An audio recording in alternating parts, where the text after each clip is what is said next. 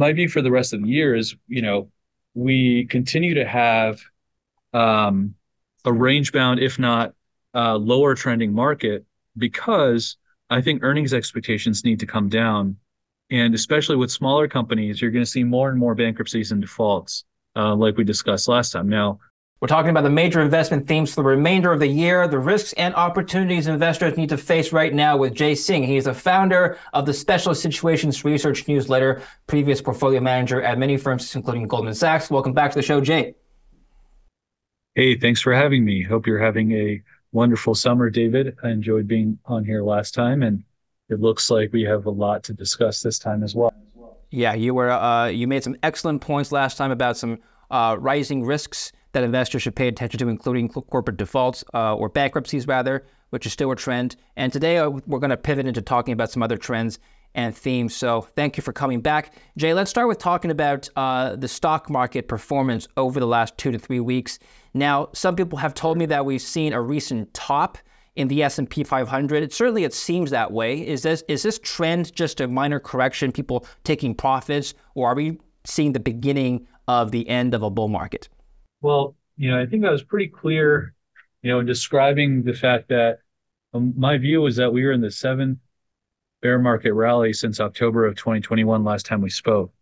And, I think the majority of, market participants, have kind of changed their mind, and they've become complacent, thinking that we're no longer going to see a recession this cycle. I think the major thing that's happened is that, the economic slowdown has been simply pushed for the U.S. from 2023 to 2024. But other places in the world, whether you look at Scandinavia or Germany, where manufacturing PMIs are 38, that's the worst print they've had since the pigs crisis in 2008. Whether you look at China, where 4% growth is a recession because it means that you have 20% youth unemployment, you have a property market that's under secular decline because your millennial population peaked in 2018, or whether you look at Korea, where exports have declined 16% on a year-over-year basis. I think that in the U.S. we benefit from having natural resources, from major stimulus, including the Inflation Reduction Act, which should be called the Inflation Creation Act. So, very few countries in the world are actually benefiting from the types of stimulus we've had in the United States for the last 3 years. And I think that's kept, along with the wealthy in the United States, that's kept the economy going for as long as it has. And, one thing for people to remember is that inflation is actually positive for revenue, right? Companies report nominal revenues. So in the beginning of an inflation cycle, earnings go parabolic because your revenues rise faster than your costs. But as you get later into the cycle, and the economy slows, your revenues slow down because companies have less pricing power, but your costs rise, your wages rise, and your interest costs rise. And that actually squeezes margins. And that's what we're seeing right now. Margins peaked in 2021. They've actually come down by 200 basis points. As pricing power has slowed down, revenue growth has slowed, but wage inflation has gone up. And you've seen that with, potential strikes at FedEx, the Detroit strikes with, General Motors, Ford, and Stellantis. You've seen that with the United Airlines union negotiation, the American Airlines union negotiation. You're seeing Lowe's invest $1 billion in giving managers wage hikes, not just minimum wage hikes, but manager hikes. So you're seeing margin squeeze. Don't forget the $170,000 UPS driver packages. But yes, please continue. So, and again, these are over 5 years. So, with the United Auto Workers, right, it's a 20% bump in the first year, and it's 5% every year thereafter. So eventually you get to those types of numbers where, why do you need a college degree if you can earn, 150 plus, working for these companies? And I think that, today Stellantis basically threatened the union by saying, hey, we'll take our Ram 1500 production out to Mexico. And they absolutely, they were extremely offended at that. But, what's happening in the United States is We have a very, very tight labor market. We have a millennial generation that's the biggest generation since the boomers, and as a result, you need housing. Um, you know, and the other interesting thing is there's no net immigration, right? So because of, you know, reforms that happened over the past several years, unlike Canada, unlike other countries, right? We don't have people coming in to take, um, labor tech jobs. We have deficits when it comes to truckers, right? You saw Yellow just file for bankruptcy because you know they were asking for wages that were above and beyond what the company could afford to pay, and they had that leverage because there aren't enough truckers in the United States. And you have those same issues in the energy sector where there are not enough oil field engineers. You have the same issues in the electrician um, area where you can have a great job as an electrician, but nobody, no millennial or Gen Z wants to take those types of jobs. So right now, Mm. what we're facing is a margin squeeze as wages catch up to the cost of living. I will say that some of these wage hikes, to at least some extent, are necessary because real earnings have been negative for the last 2 years. What does that mean? The cost of living has risen faster when it comes to mortgage, rent, groceries, healthcare, education. Over the last 3 years, the costs have gone up faster than wages have. And that's actually why savings have come down by $2 trillion over the last 2 years. Savings have been depleted because the cost of living has surpassed wage inflation. And now wage inflation is going to be an issue for companies for at least the next year, or longer, as they struggle and they don't have the negotiating power given how many job openings there are at this point in time, Mhm. especially with blue collar labor, to replace that labor. So, my view is that margins have peaked in the S&P 500. Companies beat very low expectations of negative, 7% earnings going into the second quarter. And it sounds rosy when you say, I'll tell you very honestly that 81% of companies have beat this quarter. But 81% of companies beat very, very low expectations going to the second quarter. And I frankly think that expectations for the third quarter, which are for slightly positive earnings versus a -7 going into this second quarter, and for next year, where the market expects 13% earnings growth and 5% revenue growth, I think those expectations are completely, um, you know, unrealistic. Mm. And because of that, I actually think that the 20 times forward earnings multiple, which implies a 4% earnings yield, which by the way, is not very far from, the 10-year treasury today. Today we have the lowest ERP. We have the lowest equity risk premium in the last 23 years, which shows you how expensive stocks are relative to bonds.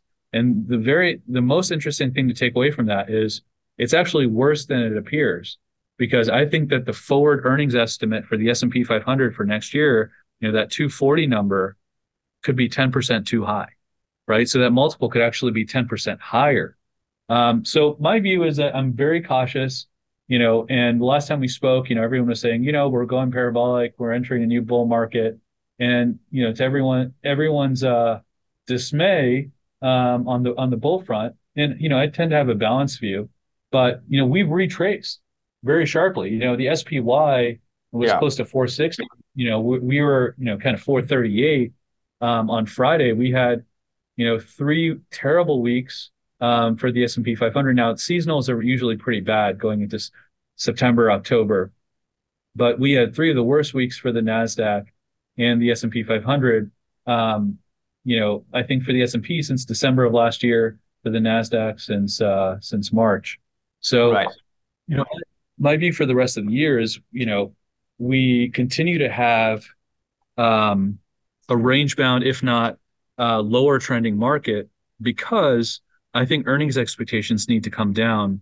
And especially with smaller companies, you're going to see more and more bankruptcies and defaults, like we discussed last time. Now, there are some companies I won't share right now, but there are some diamonds in the rough that I've found that are trading at like 1 times EBITDA, because small caps have traded down. The small cap PE is 12 times, for the Russell, versus, 25 times plus for big cap tech. So you can find some gems. And the company that I'm talking about right now is a $50 billion market cap trading at 1 times EBITDA. So I think there is going to be some opportunity to buy businesses very cheap, especially on the value side. But when it comes to, the growth stocks, I think they've run far too much. And we can go into a little Right. bit more detail, but we probably also want to cover, Jackson Hole, R-Star, inflation, and other topics. Yeah. Excellent intro, Jay. Just on the point of people switching their stance on the outlook of the economy. So yes, several Wall Street firms have done so. The bond market seems to be shifting their outlook as well. Yields are rising. In fact, are at the highest, the 10 years at the highest level of, I think, in 14 or 16 years. Why is it that the stock market seems to be falling in anticipation of perhaps what you're saying, which is lower margins, but the bond market seems to be predicting either more rate hikes or an improvement in the stock market, which is why bonds are selling off and yields are going up? Well, I think one of the reasons why the stock market is selling off so much is because of the bond market, right? Going back to the equity risk premium argument, right? Um, earnings yields for the S&P 500, right, adjusted for the 10-year Treasury, especially when it comes to, the long duration type stocks, that measure is at the tightest it's been in 23 years. So as yields go higher, tech companies underperform, right? You can look at Apple, which had a bad print. We were short Apple. But Apple, Meta, you can look at any of the large cap tech stocks, Microsoft, right? They're all well off their highs. And I think it's because some of the longer duration tech stocks, whether you're profitable or unprofitable, are correlated to bond yields to some extent. So I do think that that's part of it. Um, you know, August, like I said earlier, was the worst month we've had, um, since December of 2022. Yeah. And, we have had 3 down weeks in a row. This week was the worst week since the Silicon Valley Bank crisis. Um, And I think that market participants are realizing, especially institutions, that the benefit of holding equities over something like investment grade bonds, where you can make 6, 7%, is declining. And, another thing that I'll note is that real interest rates, if you look at the 5-year, um, if you look at, interest rates adjusted for forward inflation expectations, we're at positive 2%. It's the highest it's been in several years. Everyone just looks at nominal rates. But the key thing to understand is that even if we keep interest rates flat and inflation falls, real interest rates will actually go up from here. And that's why you've seen even gold, right, seen outflows for the last 12 weeks in a row, right? And why you've seen a lid on commodities, why commodities aren't rallying, despite tight markets in some areas like energy, because the dollar is rallying, with real rates. So that's another topic, that we can touch on. It's another reason why Bitcoin, and cryptocurrencies are also selling off.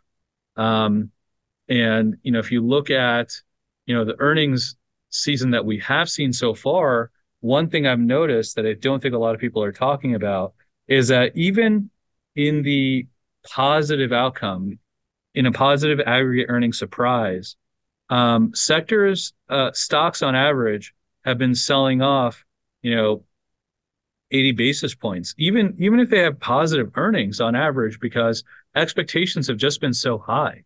After, the first half of the year not being as bad as the market expected, in the fourth quarter of last year, right? We had the October lows.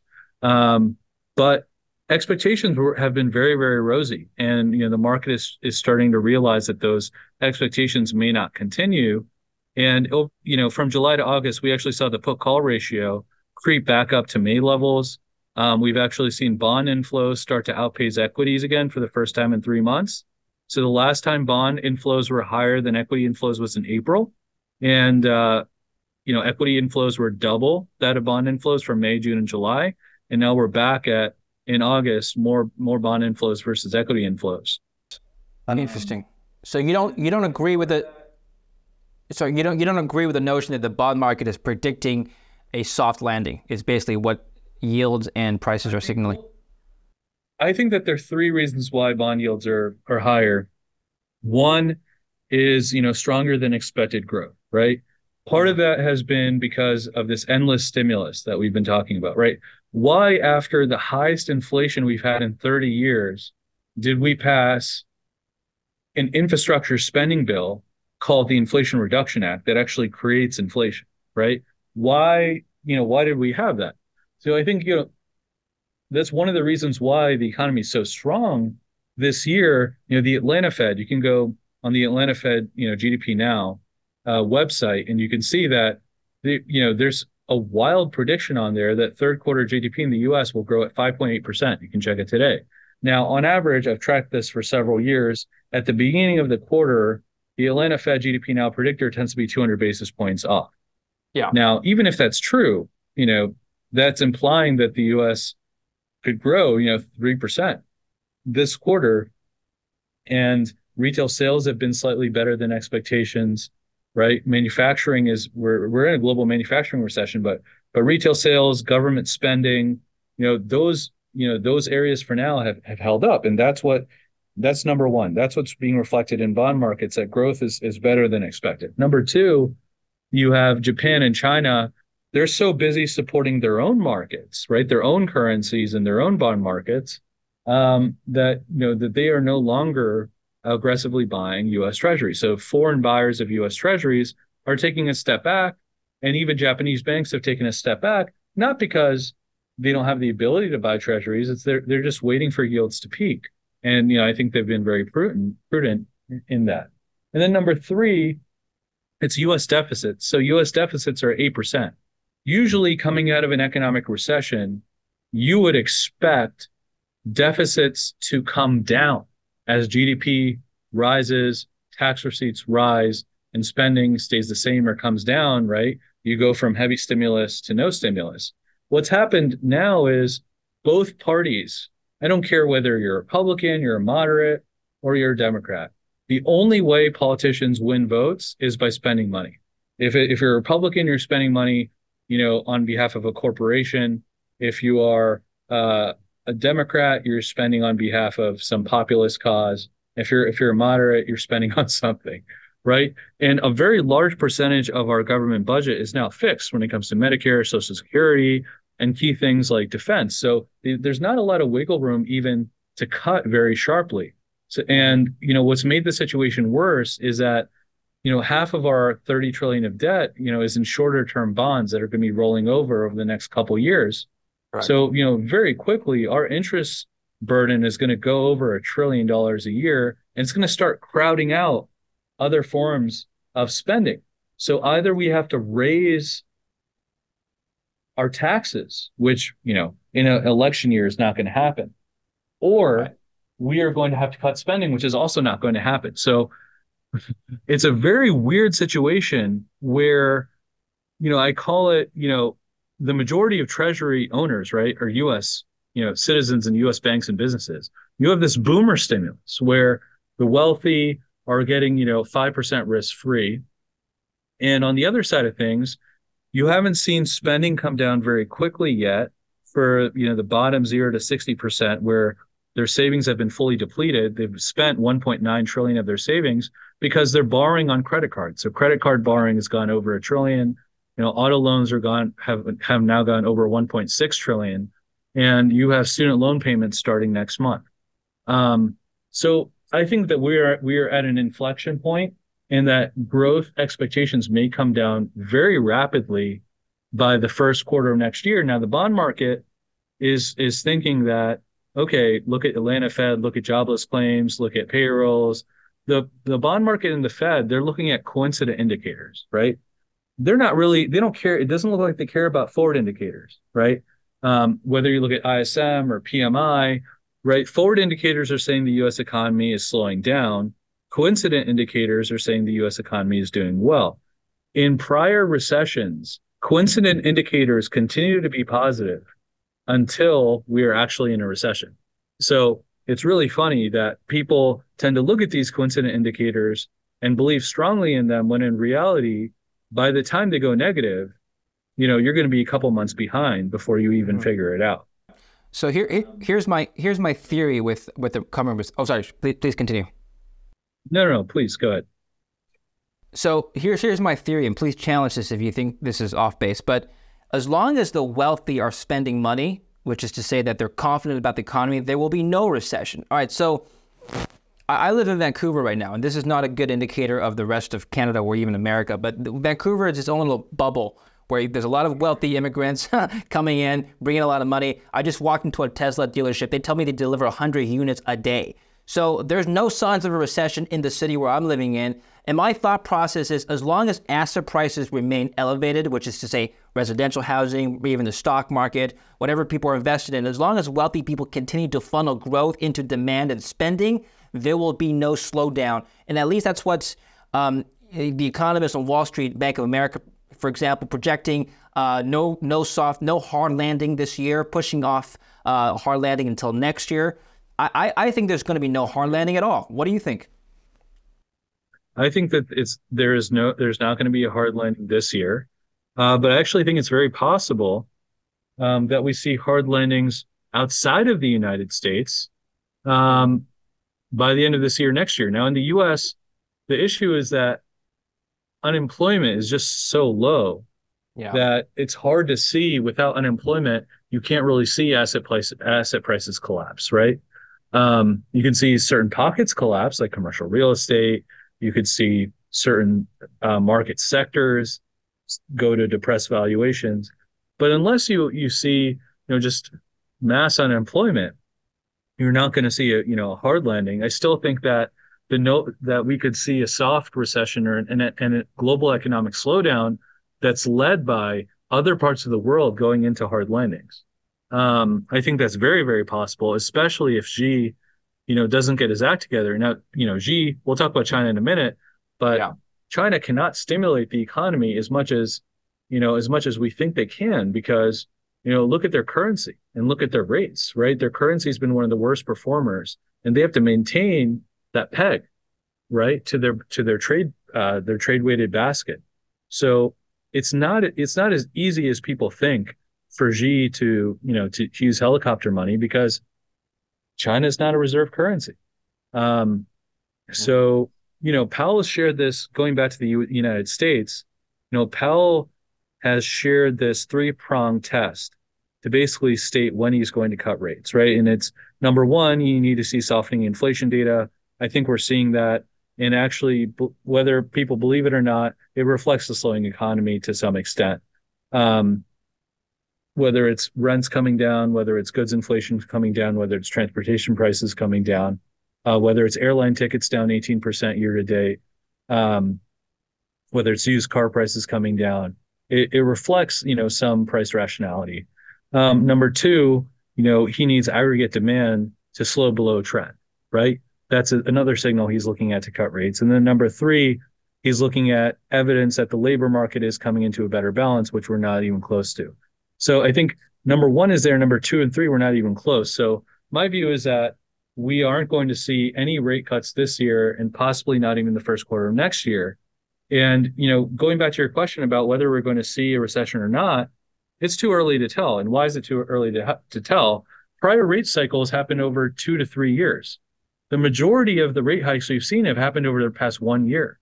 So people, corporations, and local governments, right, the three biggest borrowers, they haven't even had the opportunity to have their debt roll over, right? You look at the Sleuth survey, people don't even want to borrow.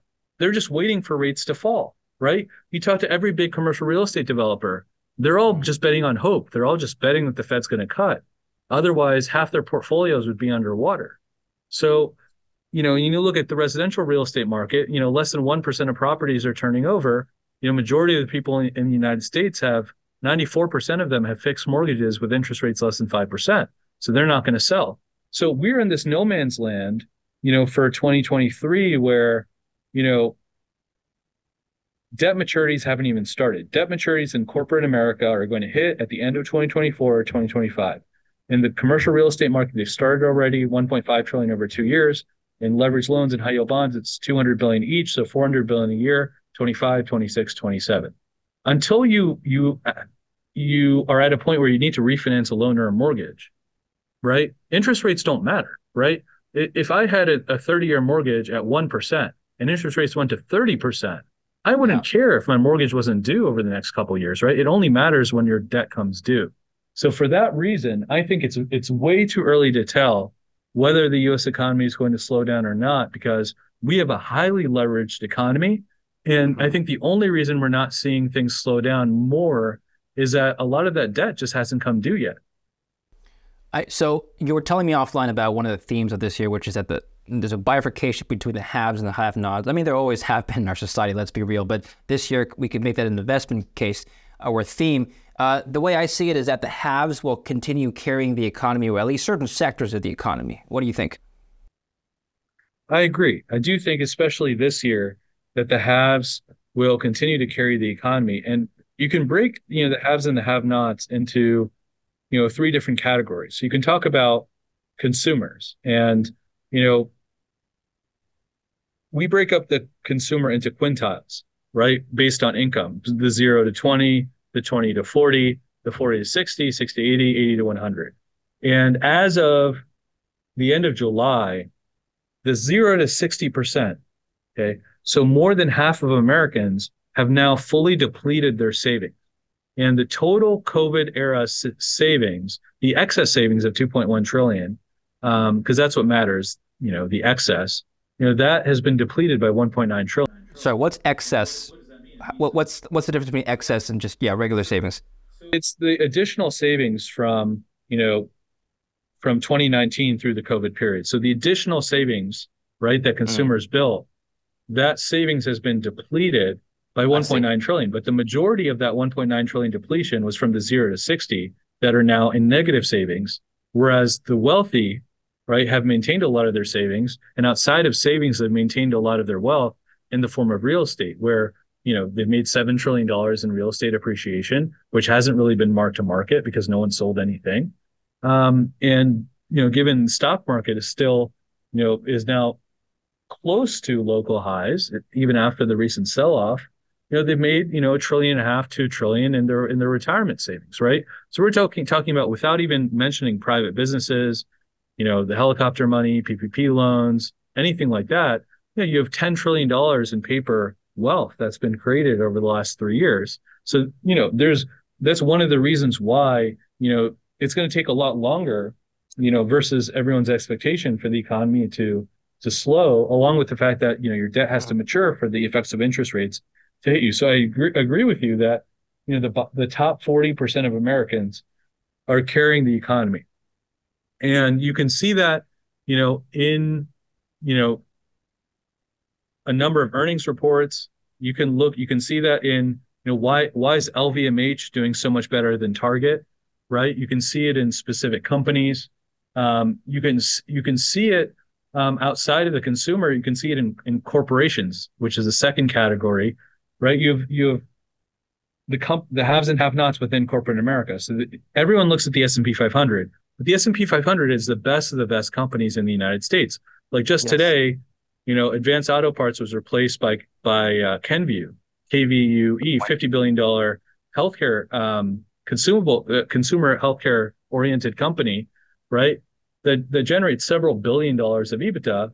The majority of companies in the S&P 500, right?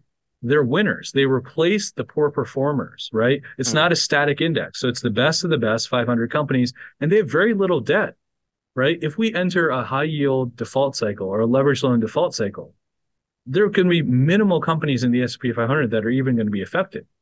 Now, on the other side of things, you look at the Russell, the IWM, Russell 3000. I mean, you have basically up to 60% of companies that don't generate GAAP profit. Okay. And what does that mean? It means that they might generate EBITDA, they might generate gross profit, but they're generating negative EPS, and they're much more exposed Mm. to a capital market cycle where you can't raise equity and you can't raise debt because interest rates are too high and the IPO market is shut down. Now, that's not happening right now because the equity market is still elevated. A lot of companies can't raise equity, but the bigger companies right now can. In the debt markets, you can't really borrow money as a smaller company for under 12, 13%. So ergo haves and have nots. Like, Google is doing well, Amazon's doing well because they're cash flow generators and they have big net cash positions. Whereas you look at, you know, the all the companies that have defaulted this year, I'll name a couple and they're brands that Avaya, right, filed for bankruptcy. Invacare filed for bankruptcy. Acorn Pharmaceuticals filed for bankruptcy. Lucira Health filed for bankruptcy. Virgin Orbit, right, the Virgin brand filed for bankruptcy.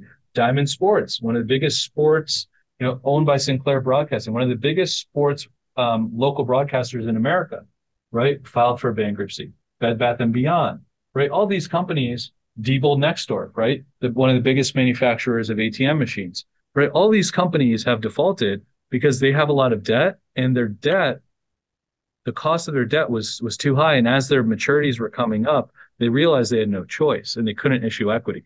That is going to be a much bigger trend in 2024. And even this year, in the second half of this year. Now, because the biggest S&P 500 companies are not going to be affected by that in the near term, some of their customers might go bankrupt, but overall, the biggest S&P 500 companies won't be affected, and the top 40% of consumers won't be affected, right? We may not see that really play out in a big way in markets this year, but it's all building up, right? Just like in 2005, 2006, people said everything's going to be okay, right? In 2007, two Bear Stearns hedge funds blew up in July. Everything's going to be okay. Bernanke said, we're going to have a soft landing. Jamie Dimon said, we're going to have a soft landing. And then a year later, we were in shambles, right? I'm not saying this is anything even close to that, but all I'm trying to say is that everyone looks at coincident indicators. They don't look at forward indicators. And by the time coincident indicators go negative, just like what happened in China, by the time they go negative, it'll be too late, right? The damage to the economy will be done. Now, everybody in December of 2022, I basically stated, I think expectations for the Chinese economic recovery are way overblown, right? Chinese are savers. They just had several months, under a totalitarian regime where they weren't even getting food to their homes. And it's going to take much longer for their economy to recover. They're in a secular decline in the real estate market, which is going to catch up with them. And, no one believed me, right? And literally 3 quarters later, Chinese growth is worse than any analyst expectations. It's lower than the lowest analyst expectations. But guess what? It's too late to do anything, right? Chinese stocks are the worst performing stock market. And now that everyone agrees that the Chinese economy is slowing down, it's too late to do anything, right? Whether you look at KWEB, whether you look at FXI, whether you look at, Country Garden, Evergrande, and all the defaults, like, you're too late. If you were long, you've already lost the money you had to lose. So all I'm saying is it's important to be cautious. And at the point in time where people are the most complacent is the time to be the most cautious, even if you don't see the data. Like in 1Q 2021, when I started to short SPACs, everyone was like, you're a nut. And my view is that it's the period where there's max euphoria and max complacency that you have to be a detective and look for things and maybe not get wed to that data, but be aware that if these things, if this domino effect is going to happen, you may not be able to time it perfectly, but being 100% long risk right now is a very dangerous place to be. Is that a general philosophy that right now in current conditions, you would want to avoid risk in anything but the blue chip, the best of the best companies like the S&P 500? You brought up an excellent point, which is not something everyone talks about, which I think should be talked about more. The Russell 2000 did not break new all-time highs this year, and in fact is down on a 12-month rolling basis. It's actually much lower than its all-time highs back in 2022, or late 2021, rather. So when there's risk, what do? Do you stay out completely, or do you just put your money in the blue chip stocks and just let it rest? Because that, like you said, the blue chip stocks would absorb the losses. Yeah.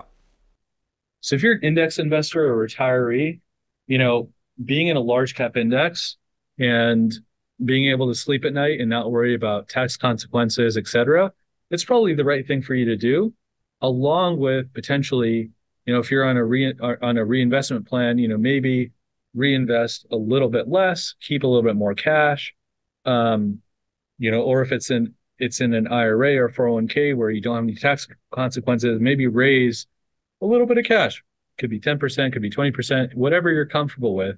I think that would be a prudent thing to do at this point. Not go to all cash. I mean, there are places you can go to today where, like AAA, CLO paper where you can earn 6, 7%.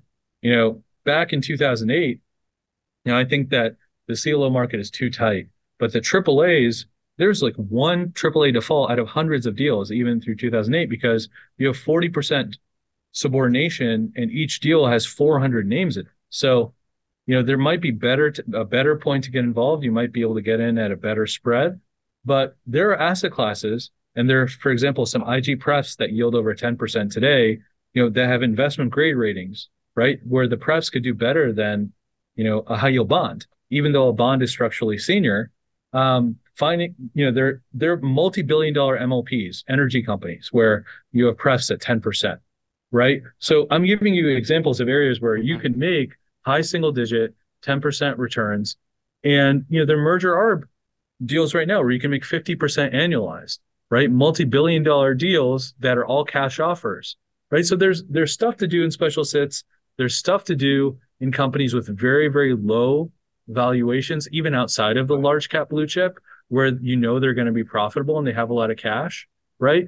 Those are four categories where you can, if you're active and you have time to do the research, you can find opportunities outside of the large cap. But if you're going to work in a 9 to 5 job, right, having a big part of your net worth in passive, high quality blue chip, some in cash, and some in some form of income, whether it is a money market, at 5%, or T-bills at Treasury Direct, or a high yield savings account, having a balanced approach like that is prudent, right? And you need to include the fact that, you have real estate as an asset, right? And, you need to factor that into your portfolio.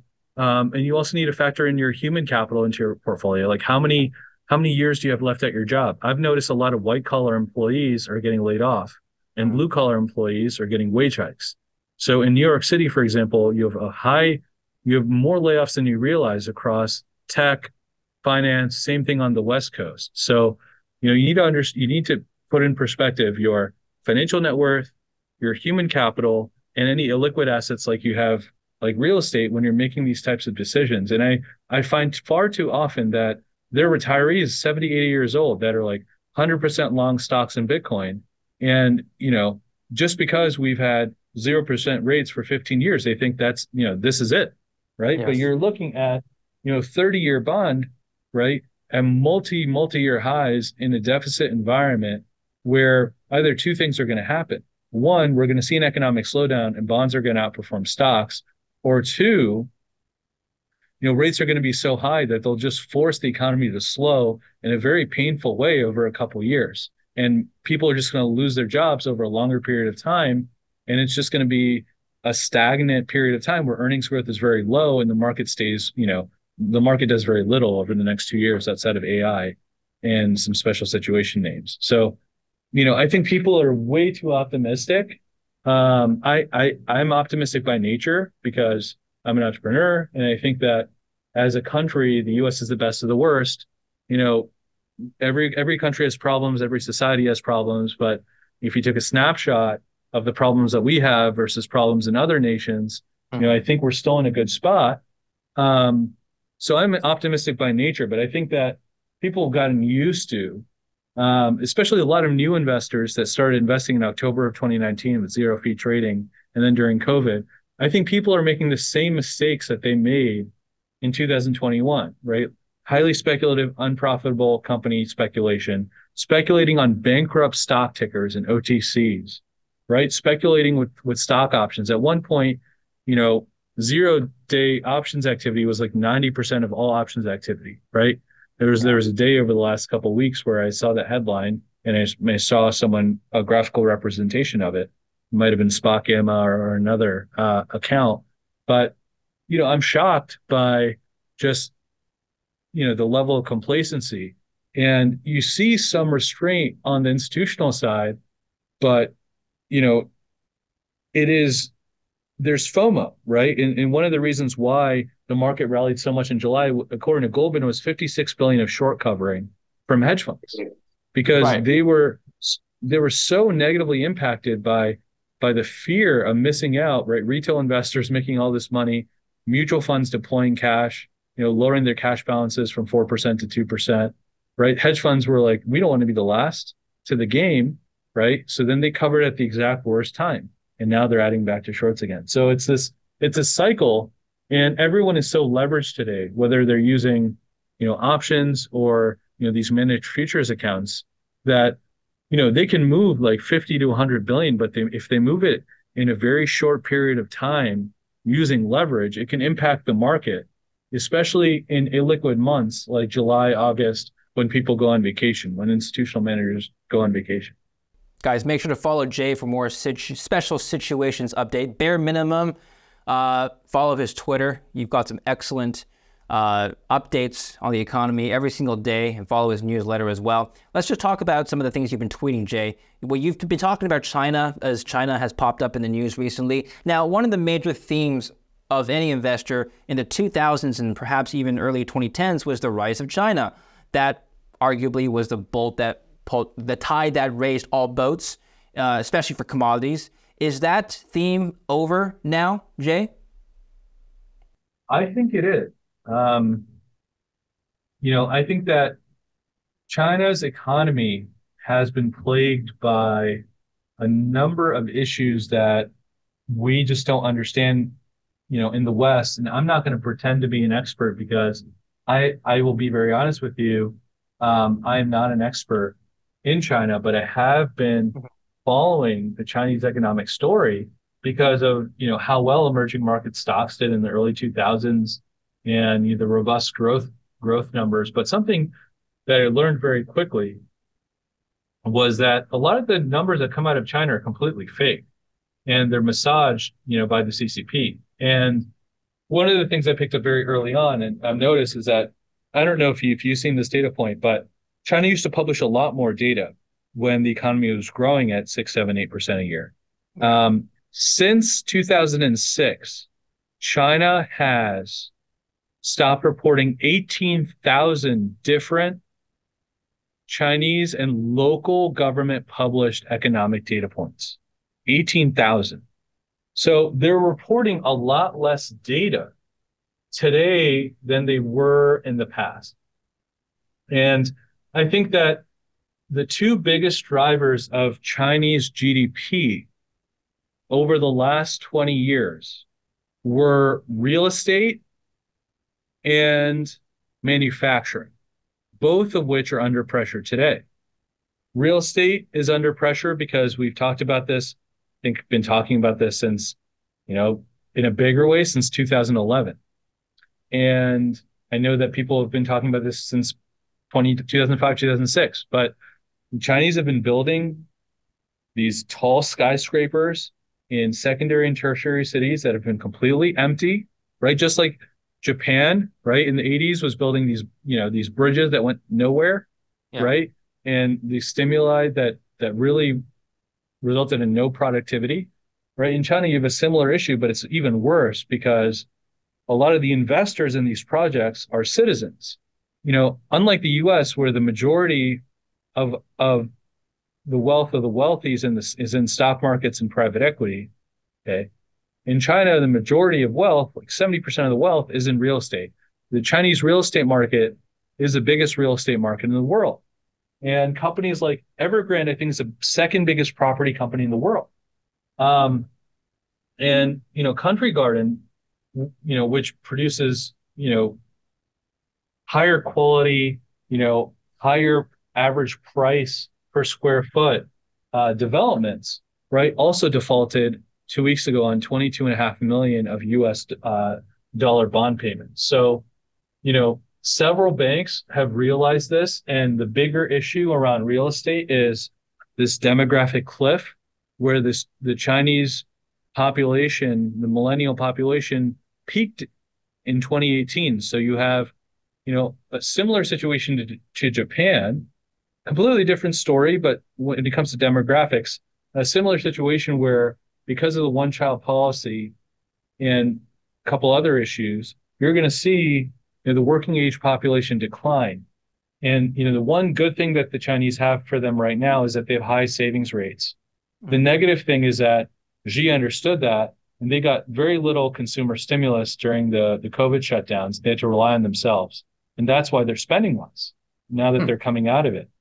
In the last three economic cycles, okay, including the mini cycle 2014, 15, in China, the Chinese government never focused on consumer stimulus. They always focused on the SOEs because they had their hands, in the politicians' pockets, right? State-owned enterprises. They always supported the local, provincial, governments, and they always supported the real estate market and the banking market. But they never have done a big consumer-focused stimulus, and I don't think that they will. I have a friend who's been saying, well, there's 21 million youth, or 21% youth unemployment in China. Yeah. Why doesn't the government just pay these people $5 an hour and just hire all these people? I'm like, that's not how they think. That would solve a lot of the issue. The short, that's something that we would do in the U.S. be a short-term fix. Um, but in China, stimulus is usually, from the top down. And the problem is that this time they can't stimulate the economy like they did in 2011, 2012, or 2015 because they realize that if they do a big real estate focused stimulus, there's going to be very little productivity gain, very little long-term benefit that comes from that. Mm. And at the same time, every developed nation has been raising interest rates. And now China is in a point in time where they are cutting interest rates, and that's putting a lot of pressure on their currency.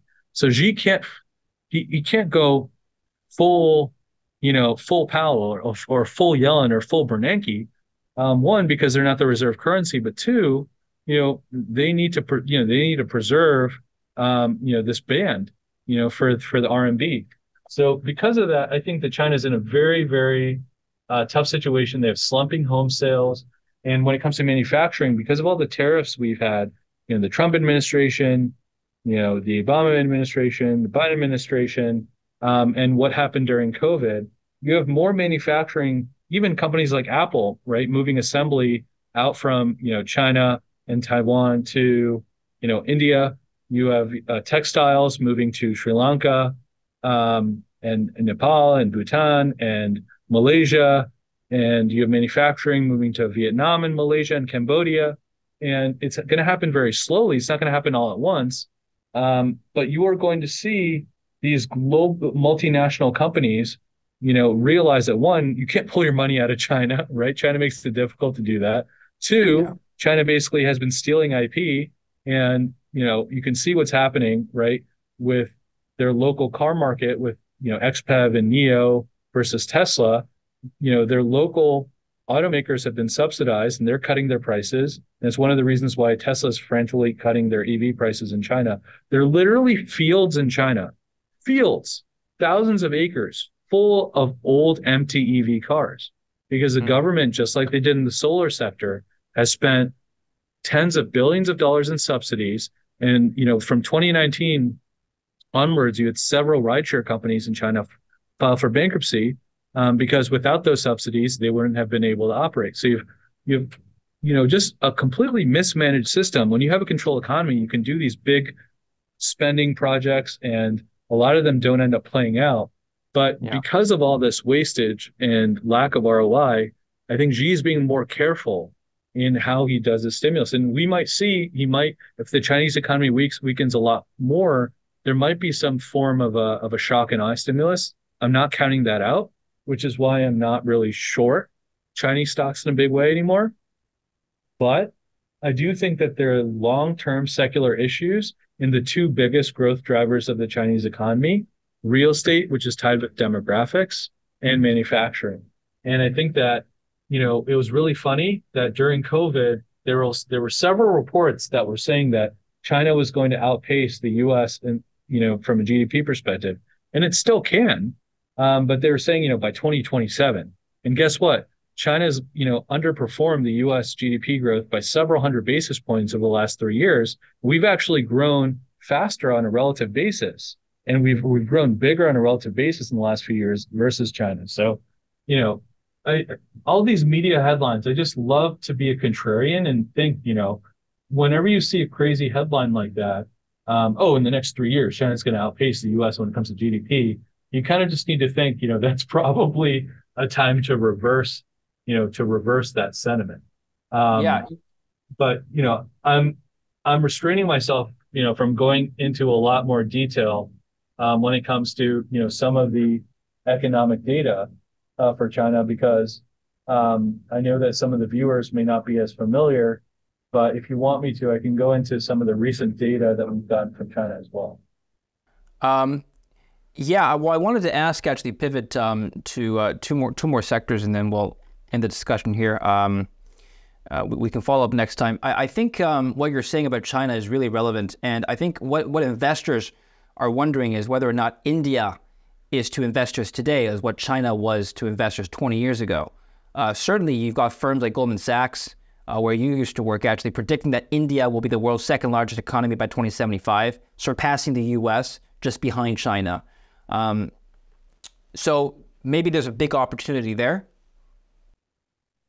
Well, when I saw that headline and I laughed to myself because who's going to forecast 2075? I hope we're all living in 2075. But you know, in April, India actually overtook China to be the world's most populous nation. Now, being the world's most populous nation is both a gift and a curse. One, because India doesn't have the necessary infrastructure, basic things like toilets, right? Mm. The national gross income is also not very a good way to look at India because the majority of Indians live in poverty. And then there's, a middle class and an upper middle class and an uber wealthy, right? The difference between the wealthy and the poor we talk about in the US a lot, but in India, it's much worse. So when it comes to infrastructure, I think India has a long way to go. But I do think that a couple of things that India really has going for are the focus on education, um, that I think the Chinese have as well. But also, the average age is much much younger. I think of all the developing nations with populations over 100 million, India has the youngest population, and because of that, I think that they have a huge growth runway when it comes to consumer spending and growing that consumption economy. So, about 50% of the Indian economy is below the age of 25, and more than 65% is below the age of 35. And you can kind of compare that to, the average age of an Indian being like 28, 29 years. That compares to, almost 40 in China and Mm. 48 in Japan. So, because of that, I think the growth runway is just very, very high. And the fact that India, is trying to grow in areas like technology, they're building their own infrastructure. They are, receiving multinational contracts and more companies are building offices there, especially ones that are trying to diversify from China, right? Those are all tailwinds for investing in India. Now, stocks in India, frankly, aren't cheap. You look at the PE multiple, of the the Sensex versus the PE multiple of the Hang Seng index. You'll notice, or the Shanghai index, you'll notice there's a huge multiple disparity. But I do think that over the next several years, India is going to be a good place to invest as an indexer. Mm. If you're trying to play the alpha game in India, I will tell you it is a very, very difficult game because, like Mm. any emerging market, there is a lot of insider trading, and you'll never beat Yeah. them. So what I do is I have a small index allocation, and if there's a company that has like a U.S. subsidiary that I can analyze, I might do some work on it. But I don't try to be a rock star when it comes to that. But I do think that India is going to have a very, very long runway. I'm very bullish on it. I am waiting for a pullback to get a bigger index allocation to it. Okay. Finally, do you have any expectations for Jackson Hole this week in Wyoming? Yeah, Yeah. absolutely. So, you know, Jackson Hole, everyone tends to be very excited going into Jackson Hole. And, of the Jackson Hole meetings over the last 15 years, there have really only been four that have really resulted in market volatility, right? You had 2010 and 12 with Bernanke, right, where he had these grandiose plans and the market rallied. You had, 2018 where, you know, you had the Federal Reserve becoming very hawkish and the market selling off in the back end of 2018, and then you had last year where Powell was more hawkish than expected, and that reversed. You know, the summer bear market rally resulted in the October lows in the stock market. Now, I don't think that this meeting is going to be as exciting, and the reason why I don't think it is we have, a couple PCE, CPI, and labor prints that are coming out between now and the September Federal Reserve meeting. And I think Powell is going to say, we're waiting on, this important data, like he always does. At least in 2023, he's been threading the needle very well. I think he's going to be very cautious, and he's not going to say anything too alarming. I think what we saw in the last couple meetings, we've already kind of, and what's reflected in the bond market is that, there are no rate cuts priced in until even May of 2024 now, if you pull up, projections. And I think that I'll just read off a couple Fed Governor Minute notes that I have. I think you have, broad understanding that inflation is still an issue and the labor market is too tight. So, the FOMC minutes, which were just last week, most officials saw a significant upside to risks with respect to inflation, including a failure for demand to sufficiently tighten. A number of officials also saw the balance sheet runoff continuing after rate cuts begin. They basically are saying that QT, because the economy is stronger than expected, QT could last even after we cut rates. If we cut rates in June of next year, QT could continue after that. A number of participants also viewed risks turning more two-sided. There's some Fed governors that are saying, the economy is moving more into restricted territory, but the majority basically said that inflation was unacceptably too high. Bostic on August 10th said something similar. Inflation's too high. The Fed is working hard to tame it. We might need one more hike. Parker on August 10th said that we're making progress, but inflation is still too high. Kashkari on August 15th said that he's not ready to say he's done when it comes to raising rates. He sees positive signs, but we're a very long way from cutting rates. There's no recession this year. Daly said that we haven't won a victory when it comes to CPI. We're data dependent. And then Barkin said that inflation remains too high. So the majority of speeches that I've been listening to have been saying the same thing. So I don't think Powell really needs to go into this Jackson Hole meeting on Friday. I think he's going to speak around 10 a.m. I don't think he's going to have to say anything that's too shocking. I think the bond market is doing his job for him. You look at the 10-year and the 30-year, getting close to 4.5%. I think that the long end of the curve and mortgage rates at almost 25-year highs now at almost 8%. They're doing Powell's job for him. So going into this meeting, I don't expect any big surprises, but anything can happen. Now, before we get to Friday, we have four Federal Reserve officials speaking. So we have the Richmond Fed President Barkin speaking tomorrow. We have Goolsbee in Chicago speaking on Wednesday. We have Bowman speaking on Wednesday, and we have Philadelphia's Harker speaking on Friday. So we'll get, we might get some hints on how people are thinking. But to be very frank, I don't think anyone has seen Powell's speech when you're, with respect to the other governors. But I think that, what the Wall Street is focused on is something, called R star. And everyone's trying to figure out what Powell is going to say about R star. And for those that don't understand in the audience what R star is, it's the real neutral rate of interest that, that results in, balanced growth in the economy over the long run. And, I think that what Powell is likely going to say is he's not going to give us an actual number. Right now, right?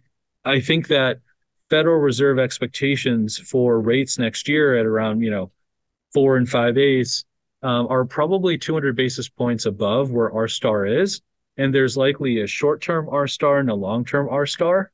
The market is going to hinge on what Powell says about the equilibrium rate of interest and his views on inflation expectations, along with some of the things he always touches on, like sticky inflation, labor market, et cetera. But I think one thing that I think the media is not focused on is that Lagarde, I think, is also going to be at Jackson Hole. And when it comes to European policy, I think that I'm very confident, actually, that because of the slowing of the European economy, um, I think that Lagarde is going to cut rates before we do in the United States. I frankly think that she could cut by March. And the reason why I'm saying this is that, you know, Germany is basically in a recession already, and you could have, a couple countries within Scandinavia in a recession pretty soon as well. So that's kind of what I'm looking forward to when it comes to Jackson Hole, without getting into kind of the nitty gritty kind of theory.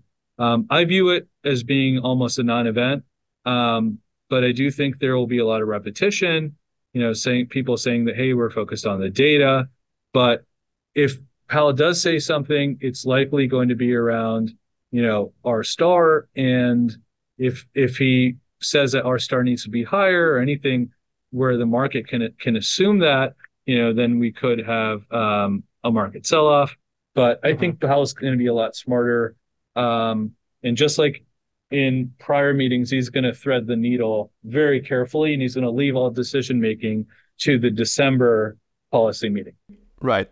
Final question, and I'll let you go, Jay. This has been a great talk. Thank you. What currently the CME Fed Watch tool is pricing in basically no chance of a hike by September, overwhelming probability of no hike all the way until the end of the year. That is to say, by December, they'll still maintain rates at the same level. My question is, Jay, what could force the Fed to raise unexpectedly? Raise, not cut. I think that labor market getting even stronger from here, wage inflation entering a vicious cycle where wage inflation accelerates, resulting in the Fed being worried about this vicious cycle, or 5 to 10 year inflation expectations, right? Going above and beyond the last 10-year range. I think that would shock the Fed a little bit, but I actually think that there's some game theory that's going on. And I think that Powell has been very, very smart, and Yellen, right, manages the Treasury. Powell runs the Fed. I think they're talking every single day, and they know that Powell's only choice after keeping rates so low for so long, was to jack up interest rates at the fastest speed possible, because he knows, okay, that half of our 30 trillion of government debt is going to be rolling over, and it doesn't make sense to have a 3-year hiking cycle where we are working against ourselves and raising the the government expenditures, right?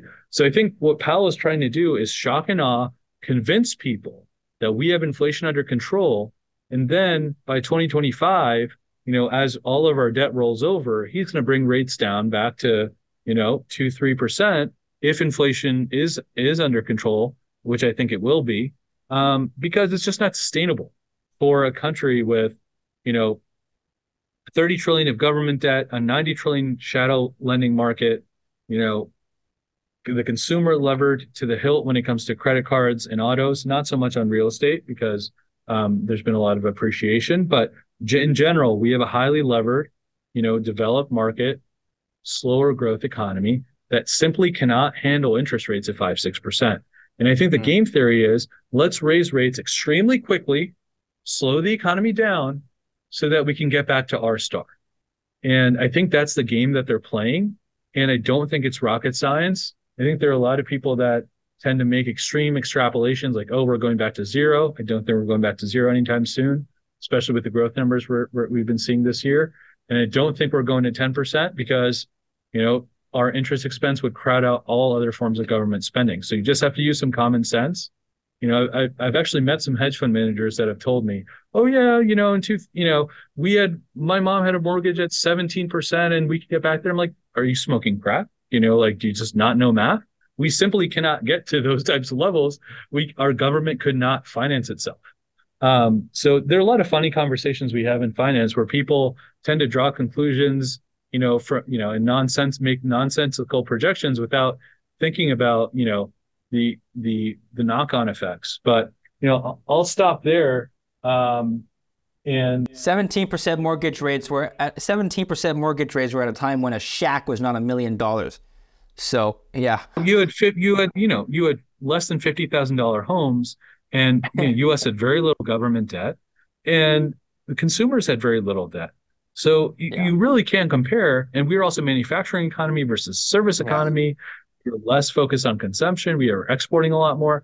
Like, you can't compare one to the other. And it's just funny that people just draw all these, oh, in the 70s, Volcker did this. So that means, Powell's the new Volcker and he's going to do yada, yada, yada. I mean, it's just nonsense. A lot of the stuff that you hear. Right. I frankly think that he has no choice but to cut rates from where we are. And whether we raise 25 from here actually doesn't matter at all. Like I said at the beginning of the call, if inflation comes down and nominal rates stay flat, that's enough to slow the economy already, because real rates are actually going to go positive. 2% is very high for real rates, and you could see real rates at 3% next year without the Fed even hiking. Wow. Okay. Well, that's a conversation for another time. Thank you very much, Jay. Where can we follow your work?